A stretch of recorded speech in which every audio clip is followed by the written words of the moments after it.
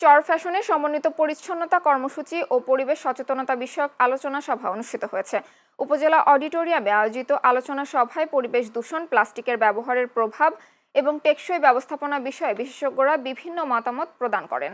এ সময় বক্তারা বলেন, নদী বন্দর এলাকায় জমে থাকা বর্জ্য অপসারণের মাধ্যমে পরিবেশ পরিচ্ছন্ন রেখে প্লাস্টিকের দূষণ কমানো সম্ভব। এক্ষেত্রে স্থানীয় জনগণ, ব্যবসায়ী এবং স্বেচ্ছাসেবক সহ অংশীজনদের মধ্যে পরিবেশ সচেতনতা বৃদ্ধি করা জরুরি।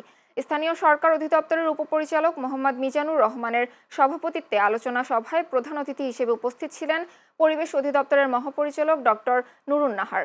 বিশেষ অতিথি ছিলেন অধিদপ্তরের বিভাগীয় পরিচালক মোহাম্মদ মুজাহিদুল ইসলাম, প্রকল্প পরিচালক ডক্টর আবদুল্লাহ আল মামুন, জাতিসংঘের শিল্পী উন্নয়ন সংস্থা প্রতিনিধি এস এম আরাফাত এবং সুলতান আহমেদ, বিডি ক্লিনের প্রধান সমন্বয়ক মাকসুদুর রহমান।